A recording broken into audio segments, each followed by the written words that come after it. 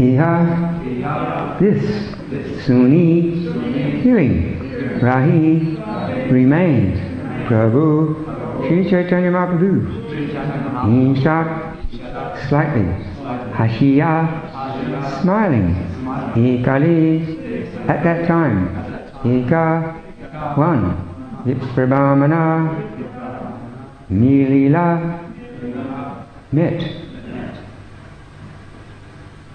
Ashiya, coming there. Translation of Prabhupada, his divine grace, he got to the Guru Swami Maharaj, Prabhupada.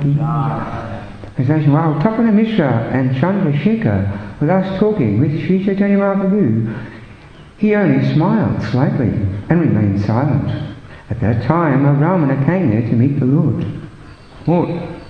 Because the blasphemy was cast against Sri Caitanya Mahaprabhu himself, he did not feel sorry, and therefore he was smiling. This is ideal Vaishnava behavior. One should not become angry upon hearing criticism of himself. But if other Vaishnavas are criticized, one must be prepared to act as previously suggested. Sri Chaitanya Mahaprabhu was very compassionate for his pure devotees, Tapana Mishra and Chandrasekhara. And by the grace of this Brahmana immediately came to him. By his omnipotency, the Lord created a situation for the happiness of his devotees.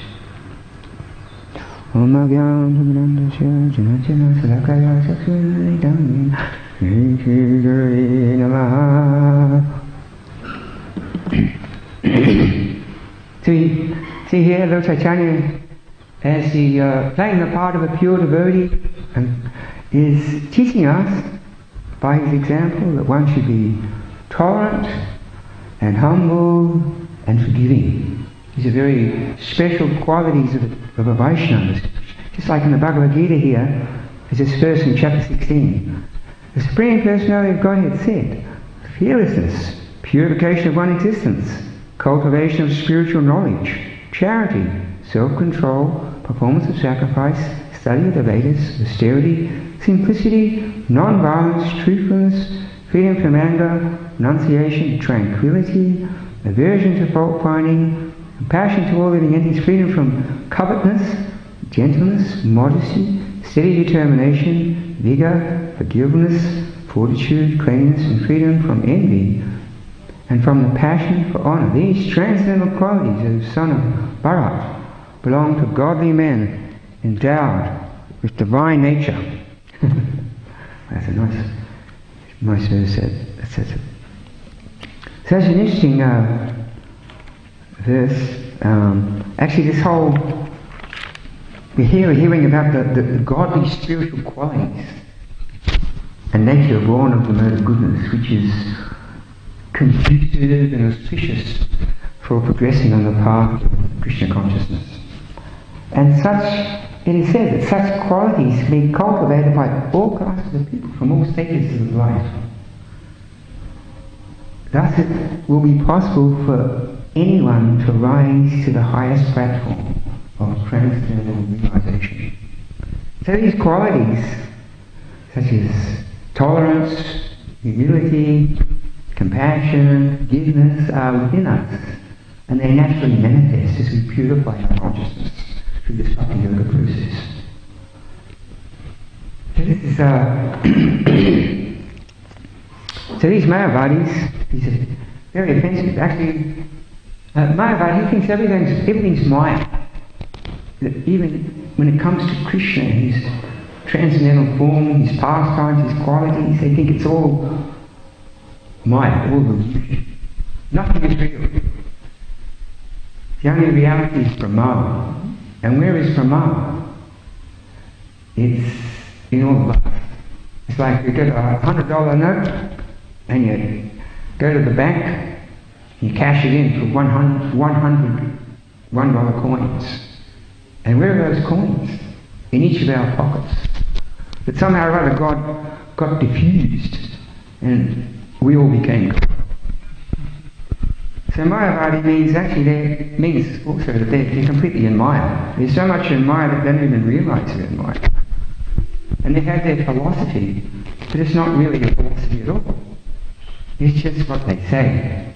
It's actually a concocted presentation of the Vedanta Sutra given by Sankaracharya. But this, believe it or not, is all part of spiritual consciousness evolution. Because people were misusing the Vedas, misconstruing the Vedas, and they were justifying animal killing. Then Lord Buddha came, and he brought people, he taught non-violence and vegetarianism.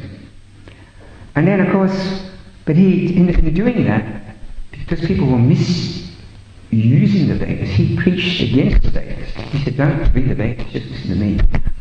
And he taught them some basic principles of morality and some religious principles, and how to become a better person, how to develop spiritual qualities.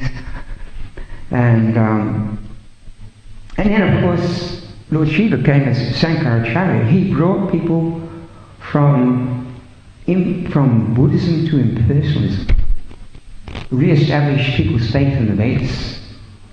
And then of course, we had Ramanujacharya and Madhvacharya. They came and they just smashed this impersonal philosophy. And then of course, brought people from impersonalism back to Vaishnavism. And then of course Lord Caitanya came and established the religion for this age, the chanting of the holy name of the Lord.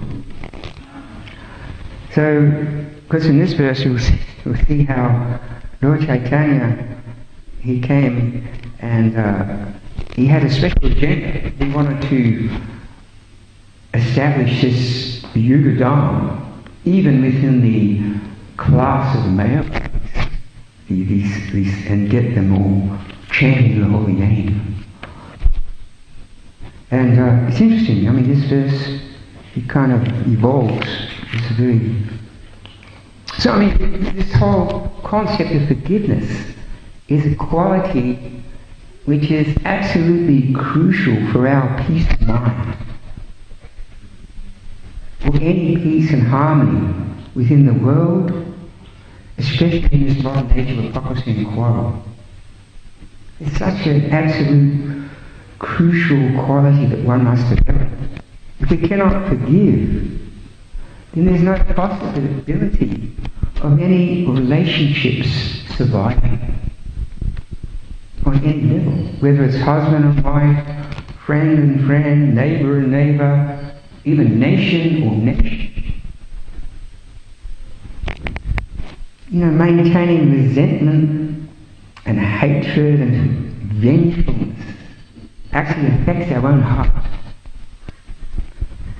You know, someone hurts us and we are angry, you know, we feel very strongly that our rights are being violated, then it affects your whole... Many of us have probably had this experience. It just affects your whole being.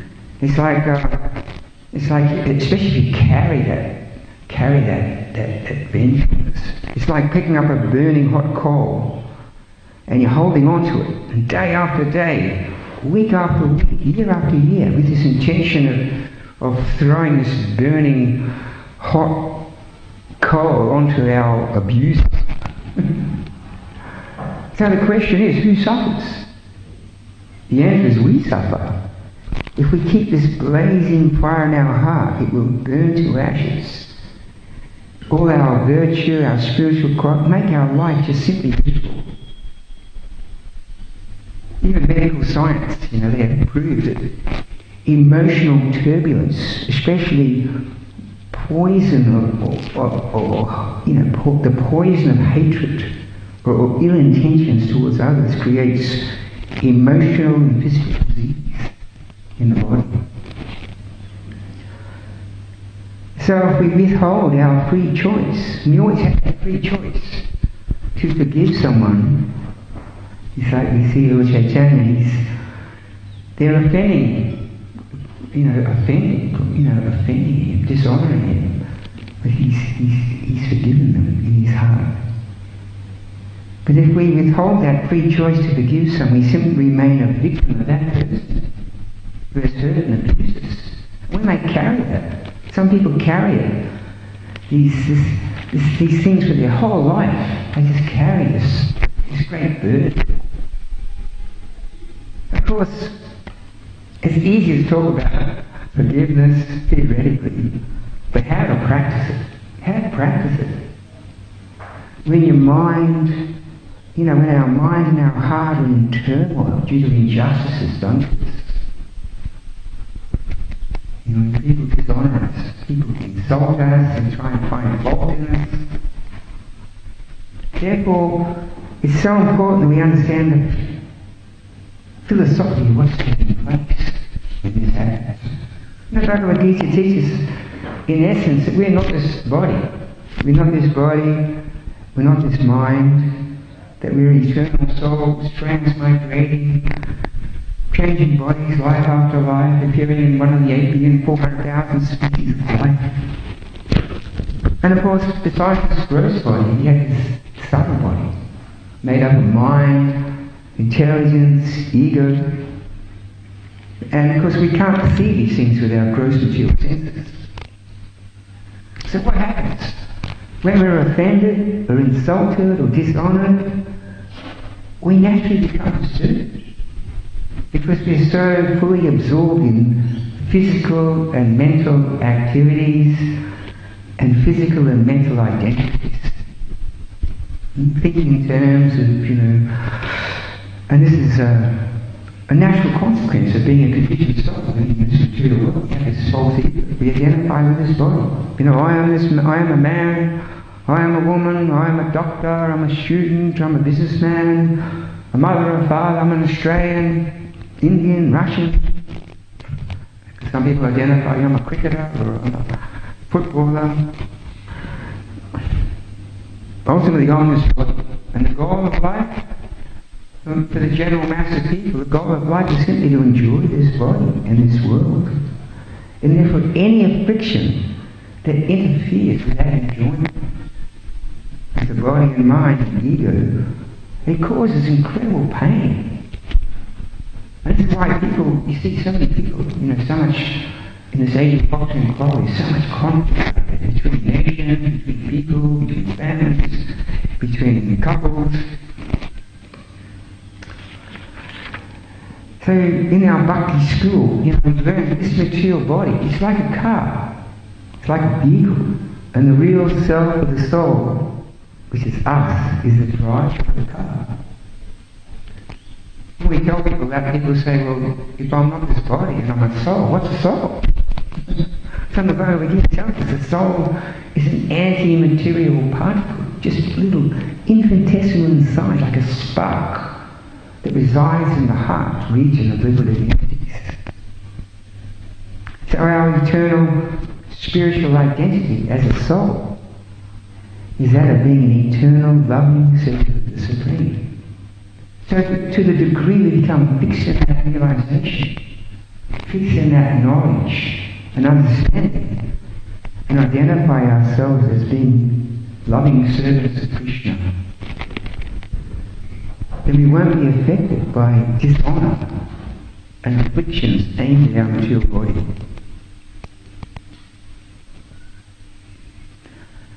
So theoretically it's hard to understand, and it's easy to talk about forgiveness, and but when it comes upon you, this dishonour, it's very hard to deal with. And it doesn't matter how good you are, or how nice a person you are, or it doesn't matter how much you really care about other people and try to help people and try to do the right thing intentionally, not want to hurt people.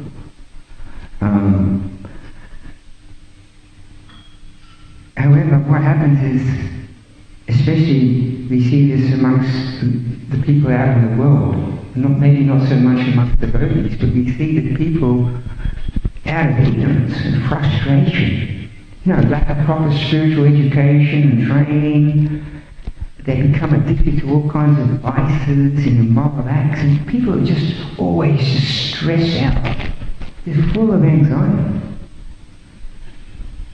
And some, of course, other people, sometimes they're abused or victimized in so many ways that leave them unloved and emotionally, psychologically undisturbed and unbalanced. And people are eating all kinds of violent food and listening to violent music, and they're watching violent movies.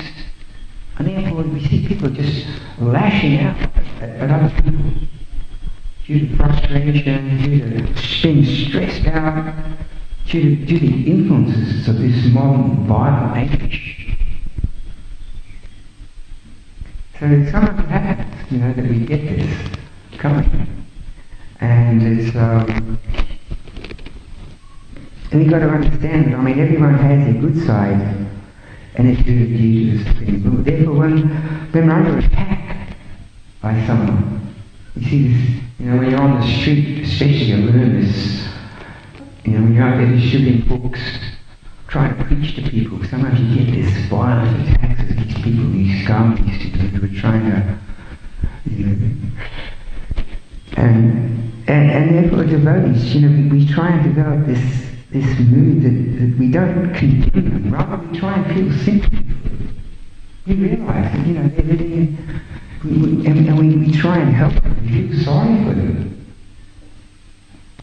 We try and help them. Because if they become too violent, then we just walk away and ignore them. But we should understand that we should sympathize with people. People living in this world, they're naturally disturbed. And of course, sometimes we may find ourselves being an aggressor. As we're saying, being yourself, being oneself, is not so easy as it sounds, just being yourself. Because the Bhagavad Gita tells us we've been in this material world for so many thousands of lifetimes, and this material conditioning and contamination, it may be just covering our real, natural, beautiful, spiritual nature. And because of this conditioning, we may sometimes even act in a way that's even not really true for ourselves. We may have even inherited horrendous Kali qualities, such as, lusty and greedy, envious of others, arrogant, aggressive, exploitive, duplicitous, hypocritical. And these qualities may manifest from time to time, in the sense that we don't treat people very nicely, we try and find faults in people, we try and put people down, dishonor people, offend people. So by practicing this process of bhakti yoga, we can purify our consciousness and gradually develop these higher spiritual qualities such as purity and tolerance, humility, compassion, simplicity, forgiveness. And these qualities are said to be, they're actually the real the ornaments of one who is actually profound in one's spiritual life. And these qualities will naturally grace all one's beings. And as one's heart becomes pure, forgiveness, compassion, just will affection for others will just manifest as our very nature. These qualities are the qualities of the pure soul. So as we become purified, these qualities just naturally come forward. Also, you see this, Prabhupada talks about this, how sometimes in the Bhagavad Gita it comes up that according to the laws of karma, whatever is coming upon us, and it may be honour or dishonour, or people, we may develop some people who don't really like us. And therefore, somehow or other, we have some kind of destiny that we have created in our past. And therefore one acknowledge he understands that this happiness and distress are coming, or difficulties are coming, or obstacles are coming. Maybe as a result of something we've created in our past life. The laws of nature at work. I mean, life's about that in a sense. Somehow, sometimes we get what we deserve. And sometimes Krishna is acting through different devotees to instruct us, to teach us lessons. We always have to try and, as I said, you have to, instead of just, when someone's maybe putting us in a provocative situation, maybe they're criticizing us or finding fault in us or dishonoring us, we should just, instead of just lashing out, we should just think, just count to 10 and just like, it's a Chinese proverb actually. If you're thinking about dishonoring someone or criticizing someone, you should think about it, and then think about it before you say anything. Think about it again, and then again you think about it, and then you don't do anything. You don't say anything. Because we know that causing offences to devotees can be very detrimental to our spiritual advancement.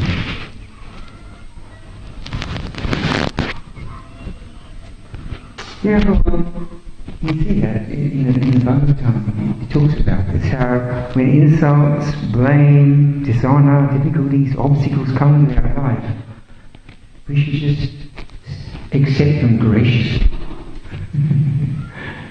Accept them graciously as Krishna's mercy.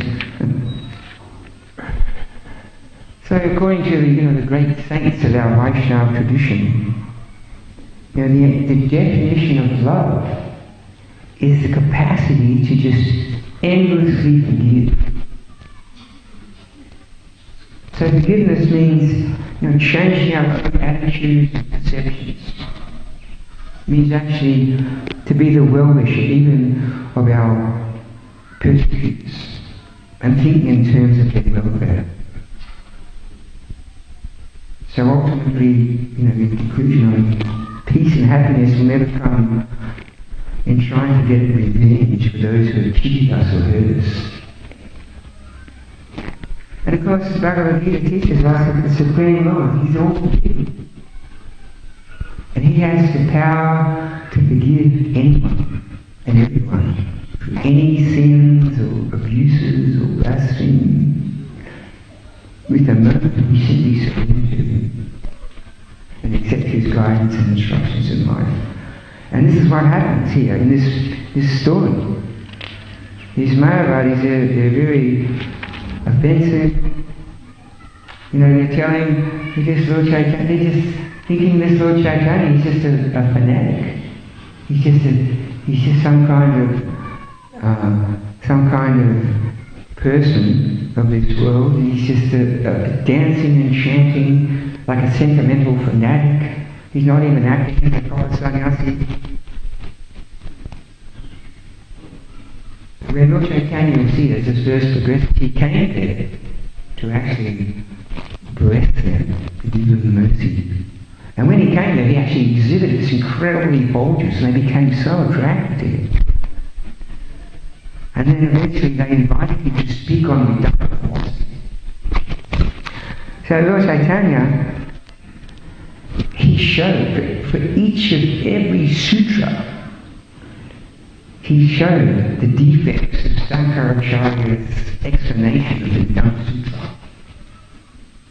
When the Mayavadi sannyasis heard that, they were just struck with wonder. And then they couldn't refute it. And then Lord Caitanya described the direct meaning of the Dhamma Sutra. Therefore their minds changed.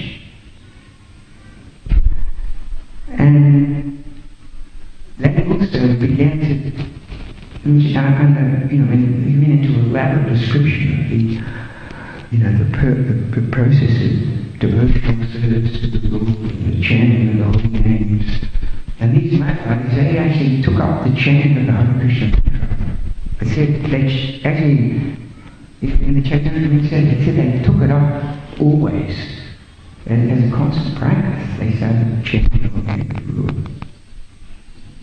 So Lord Caitanya, because he just, even though he was in a very provocative situation, he was being virtually attacked by these Maharajas, he remained very cool-headed, very tolerant, very humble, and very forgiving. He actually excused, at the end of this whole scenario, that he personally, verbally forgave their offences, excused them. And we can see he blessed the Christian arm with chanting the holy name of the Lord.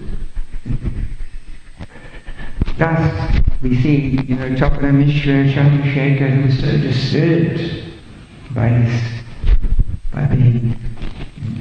offence to Lord Chaitanya. When this whole pastime came to an end, they were very pleased in their hearts.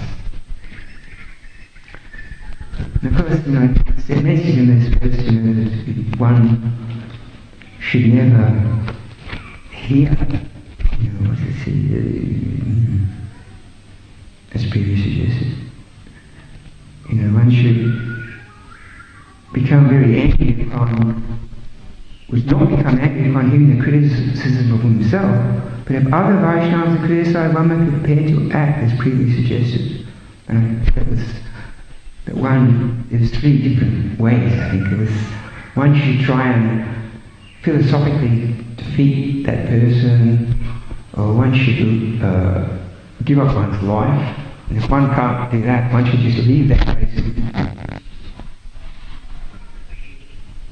Because sometimes it happens, and I know myself, even when I'm walking around town in Moolumbar, sometimes, you meet people, like you meet devotees who've been a part of ISKCON, or they're a part of this temple, and they've got a lot of doubts, a lot of gripes, and you meet them, and immediately they just want to start criticizing everyone and everything, even senior devotees,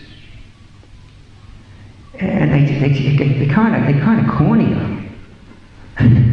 You may have had this experience, and they just start, saying all this stuff.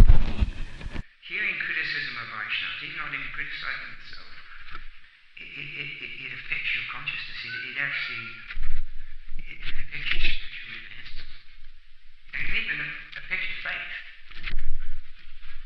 So, when I meet these people, when I see them, I see them in the distance. I try and walk over the other side of the street, try and avoid them. Or you just say, oh no, I've got an appointment. Excuse me, I've got to get. It's nice to see you again. And also, one has to be very careful, even on the internet now. And I know devotees, especially young devotees, who just come to Krishna consciousness. There's so much blasphemy going on the internet. And some of our most senior devotees now are just getting all this criticism and this and that, which is not even justified in any way. And I've talked about this in my talk, actually, that people think that if you walk up and verbally criticize someone, that's very bad. But if you get on the internet and just send out a message around the world about someone, then there's no reaction. But it's just that, as they concluded when they were talking about this in Michael, that when I was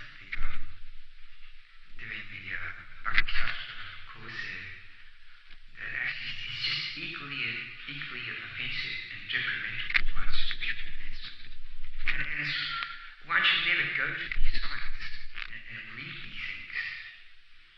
Very bad. I know many people who have read, have start reading all this stuff, and it's just turned them away from Krishna consciousness. It's just really shattered their faith and shattered their appreciation of Prabhupada and his movement and how Krishna consciousness is spreading around the world. Isn't that? One has to be very careful, to avoid these things. And like I said, it's a devotee, or as aspiring Vaishnavas and Vaishnavis, we're supposed to become Dashis, which means that we just try and see the good in people. That everyone has their faults. Every one of us has certain faults or shortcomings. And also everyone has so many good qualities and good attributes. And everyone's very dear to Krishna. And therefore, we should always just try and see the good in others. Just see the good side of people and appreciate that. And even when people come to our temple, and even though they may be devotees and they may be pretty, a little bit kind of, as they say, out there, fringing out, not really practicing Krishna consciousness very seriously. But even the fact that they come to the Sunday feast, or they're just trying to maintain connection with the devotees, trying to do just some little bit of service, we should try and really appreciate that. Just try and see how there's some sincerity there.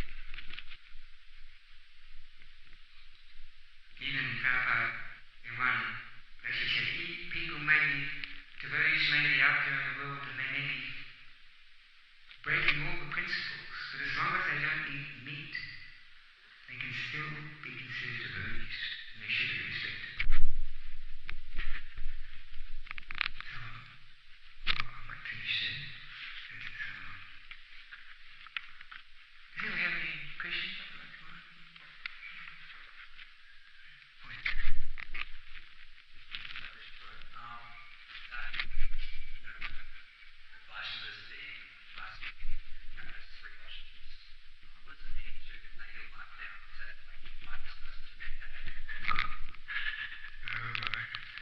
Yeah, I suppose. What do you think? I mean, well,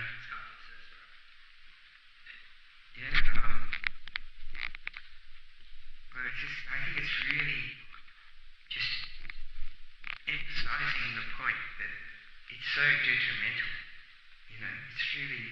It's taken, sometimes you see that in the Vedic, sometimes they use extreme examples to emphasize the importance of something.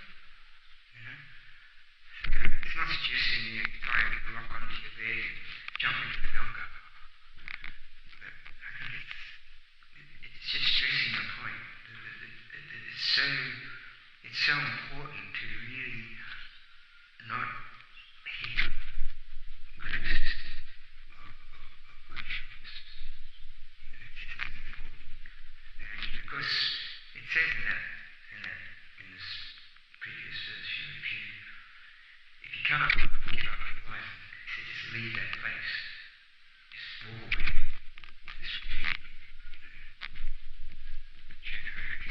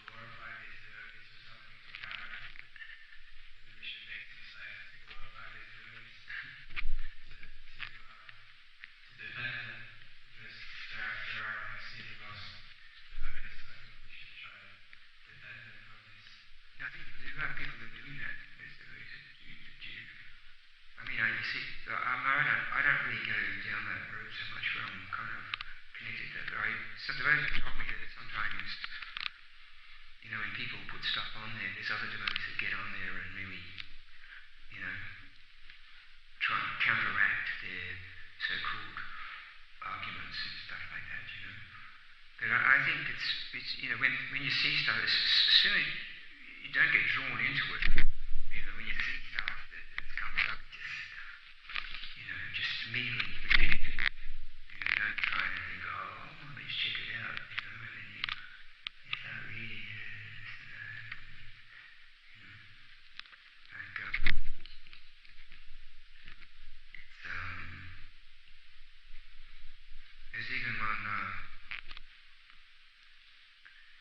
There's even one devotee who actually, he was a very senior devotee, Prabhupada disciple.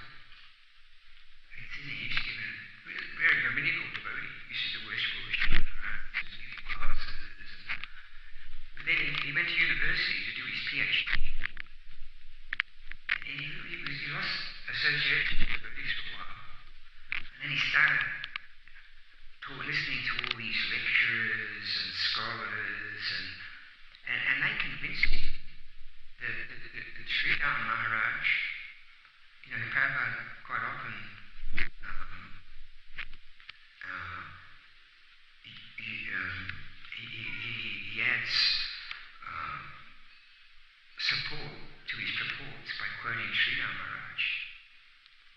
And he heard from all these lecturers and this and that were really pushing this, because he was studying philosophy and religion, that Sridhar Maharaj was an impersonalist, which immediately, defunct all of Prabhupada's writings, and he eventually just left them. And as you can study the workings of the writings of this one, they say that Sridhar Maharaj he kind of preached this, he was trying to influence the impersonalists, and he was so, in a very clever way, he was preaching Krishna consciousness using impersonal philosophy and kind of twisting it to try and bring the map back from impersonalism back into pure theism. But these scholars, they don't see that. But you see, just that influence, how it can influence people. Even a very senior devotee, there's a movement like that.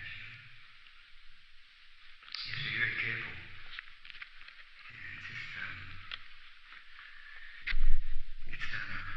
But I personally know people in our congregation, because I do congregation preaching, Gold Coast and stuff. I know people reading that stuff that's coming out, and it's kind of they've taken a few steps back from Krishna consciousness. They're just like thinking, lost some faith and appreciation of the